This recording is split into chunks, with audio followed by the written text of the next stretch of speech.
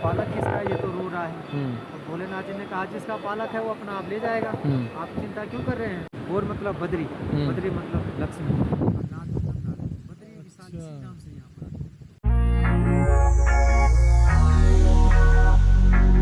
पालक किसका है, ये तो रो रहा है। तो भोलेनाथ जी ने कहा जिसका पालक है वो अपना आप ले जाएगा, आप चिंता क्यों कर रहे हैं, आप चलो स्नान करने चलो।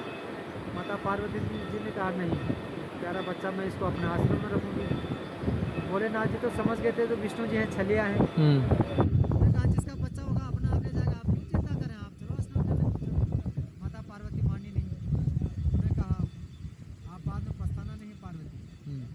माता पार्वती ने कहा कोई बात नहीं, ये बच्चा है, जिसका बच्चा है तो हमें प्यारा लग रहा है, रो रहा कोई दिख नहीं रहे, मैं इसको अपने आश्रम में रखता हूँ।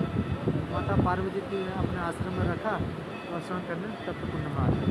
जब स्नान करने गए तो आश्रम में गए तो आश्रम का द्वार खुला ही नहीं। उन्होंने कहा आप कौन है, आप द्वार तो खोलो।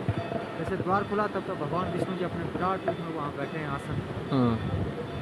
तो उन्होंने कहा, भोलेनाथ जी ने बोला आप स्वामी जी आपने ऐसा क्यों किया, क्यों आपने ये छल किया, ये बच्चा का रूप धारण क्यों किया। उन्होंने कहा मुझे ये स्थान ऐसा है कि जहाँ एक दिन तपस्या करने से 1000 दिन की फल प्राप्त होती है, जन कल्याण के लिए ये चाहिए। तो उन्होंने कहा आपको जन कल्याण के लिए चाहिए तो कोई बात नहीं, आप रख लो, हम केदारे खंड में चले जाते हैं। बोले शिव पार्वती केदारे खंड में चले गए। भगवान नारायण जी ने यहाँ पर गरुड़ शिला है, गरुड़ शिला है यहाँ पर, गरुड़ शिला और ये मार्कंडेय शिला है।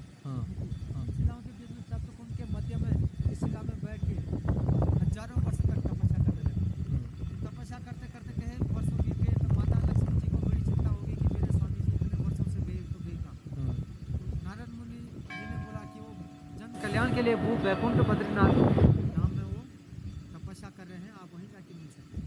तो माता लक्ष्मी जी जब बद्रीनाथ यहाँ पर बद्रीनाथ धाम में आए तो क्या भगवान नारायण जी अपने ध्यान में लीन थे। तो उन्होंने कहा मैं इनको छूऊंगी तो इनकी तपस्या भंग हो जाएगी, तो मैं इनकी क्या सेवा कर सकती। तो बोर का वृक्ष ही बन गई माता लक्ष्मी अपने पति की सेवा के लिए, जैसे कि धूप छाया बर्फ तूफान इस चीज़ से बच सके। तो बोर का झाड़ बन के उनकी सेवा में प्रकट हो गई। तो भगवान नारायण की जब तपस्या पूरी हुई उन्होंने कहा मैं तो खाली आसमान के नीचे का बोर का वृक्ष कहाँ से आ गया। बोर होता ना खंडवा, हाँ बेर हाँ। तो वृक्ष वो बोर लगे हुए थे, उनकी माया थी माता लक्ष्मी जी की। तो बोर जैसे हाथ लगाने लगे वो बोर का वृक्ष बड़ा होते हैं। बोर का वृक्ष कहाँ से आया, तो मैं खाली आसमान के नीचे था। उन्होंने कहा आप कौन है, प्रकट हुआ। तब तो माता लक्ष्मी जी प्रकट हो गई। उन्होंने कहा वाह लक्ष्मी जी आपने से तो मेरे से ज़्यादा तपस्या की, मैं तो आपकी छाया के नीचे था, आपने बर्फ धूप छाया सब आपने सहन किया।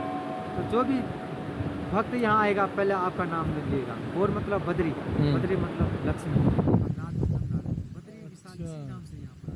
बोर को संस्कृत में बोर को बद्री बोलते हैं और बद्री को लक्ष्मी, लक्ष्मी नाथ नारायण, नारायण मतलब जी। तो बद्री विशाल इसी नाम से यहाँ बद्री का आश्रम बोलते हैं।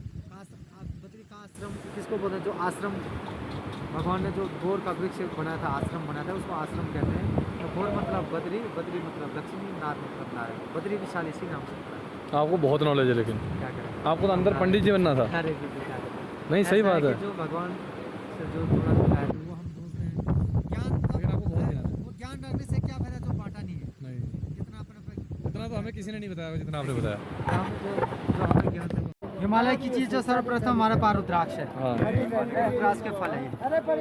मैं इससे क्या निकलेगा? रुद्राक्ष है, भगवान शंकर के नेत्र हैं, भगवान शंकर के आंसू हैं। इसके अंदर आप ये वन फल है, आप इसको जो आपके भाग्य में होगा वो निकलेगा। चाहे एक मुखी निकले, चाहे 1 से 14 मुखी तक होता है रुद्राक्ष। अच्छा, जो आपके भाग्य में होगा, जो आपको भगवान ने वो लिखा होगा कि जो आपके नसीब पे होगा वही दाना निकल। ये सब कितने का है? ये सब ये 50 का एक है, 100 के 3 है। अच्छा, ताकि जो हमारे हिमालय, इसको अभी खोलेंगे हम छिलके आपको सामने, इसके अंदर से पूरा रुद्राक्ष निकलेगा। अच्छा, अच्छा, अच्छा। इस सफाई करेंगे, बुरुश से इससे सफाई किया जाता है। ठीक। और इसका छिकल साफ किया जाता है। हाँ, उसके बाद ये कमल कट्टे की माला है, ये लक्ष्मी पूजा के लिए होता है। दिवाली होती है, दशहरा होता है, धनतेरस होता है, नवरात्रा होता है, गायत्री मंत्र उसमें इसका जाप होता है। अच्छा। क्योंकि कमल के फूल में लक्ष्मी जी का वास जी। इसलिए जिस घर में कमल की पूजा होती है लक्ष्मी का सदा वास जी। इसके बाद ये स्फटिक माला है। हाँ, स्फटिक का काम क्या करता है? स्फटिक होता है, इसको जितना गर्मी में पहनेंगे उतना ठंडा होता है, दिमाग को ठंडा रखता है, गुस्सा नहीं आता, चक्कर नहीं आता है। हाँ। और इसको लेडीज जेंट्स बच्चा कोई पहन सकता है, अच्छा। किसी भी टाइम इसमें 8 एनी मेंबर्स। ठीक। और तुलसी माला होगी ये? तुलसी माला ये लक्ष्मी का तीसरा रूप हाँ, तुलसी माना जाता है, क्योंकि भगवान विष्णु को अति प्रिय होता है तुलसी। हाँ। माता लक्ष्मी का तीसरा रूप है। माता शालिग्राम भगवान का जो शादी हुई थी शालिग्राम तुलसी माता से हुई थी। अच्छा। इसलिए जहाँ शालिग्राम की माला होती है तो अगर पूजा में रखेंगे तो एक तुलसी का पत्ता भी रखा जाता है या तो माला रखा जाता है। अच्छा। और भगवान नारायण का जाप नहीं तुलसी से होता है, हाँ। क्योंकि तुलसी अति प्रिय है भगवान नारायण। भगवान को अगर बिना भोग तुलसी का भी भोग नहीं लगता है, हाँ हाँ हाँ। इसलिए भगवान है।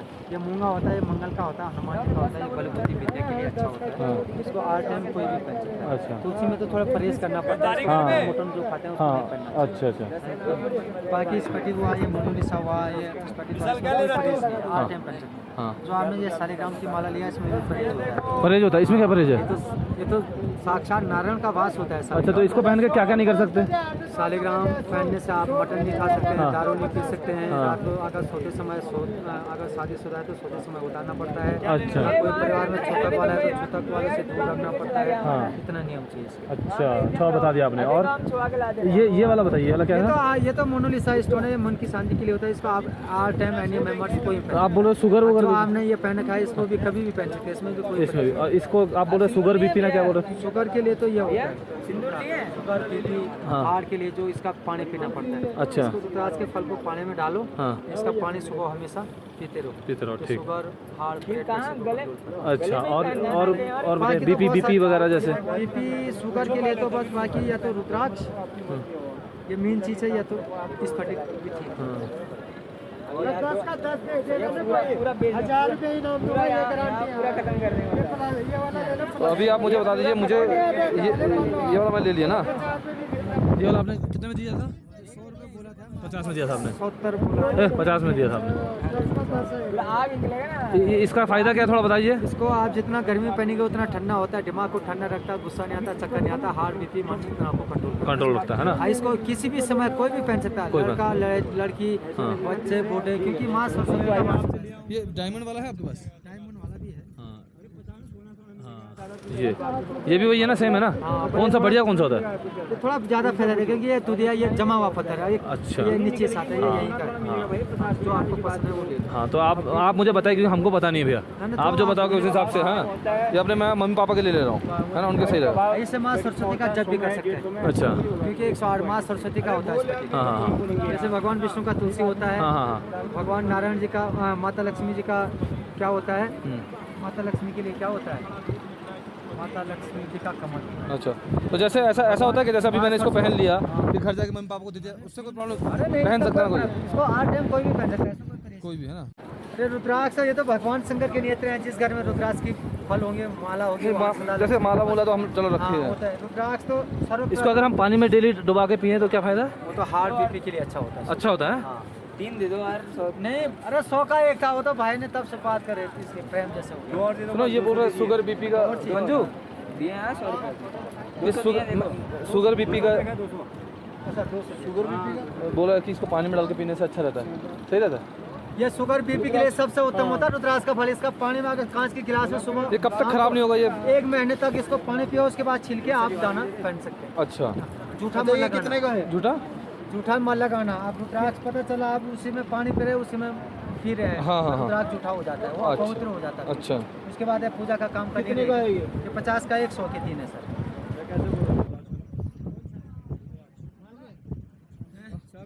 ले लेता हूँ। 100 के 4 दीजिए, नहीं तो 100 के 5 दो। 5 हो जाएगा भैया, 100 का 5 दो। कितना चाहिए आपको? अच्छा, हमको एक बात बताओ, ये छिलके डालना है या ऐसे डालना है? अरे नहीं। ऐसा ही ऐसे छिलके ही। फायदा क्या है? शुगर उसके बाद में छीलना, 1 महीने के बाद। जैसे मेरे पापा को हाँ, पानी में पानी में डाल के उसको पानी पियो। फिर पानी डाल के दूसरे गिलास में फिर पिएंगे, या जूठा नहीं होना चाहिए, हाँ, ठीक है? फिर उसी गिलास में रहने दो इसको, फिर पानी डाल दो उसको। हाँ। तब एक ही पीस लेने से एक नहीं, जैसे 1 पीस 1 महीना, है ना? नहीं 2-3 पीस तो डालने पड़ता था, तो उतना नहीं, जैसे मैं 1 गिलास में 1 ही डाल रहा है ना, नहीं एक साथ 2-3 डाल रहा है। 1 महीने तक उसका रस आते रहेगा। हाँ। कौन सा रुद्राक्ष लिया तो? चलिए, फिर मुझे दे दीजिए 4। ये रुक जा भैया, रुक जाओ। ठीक है।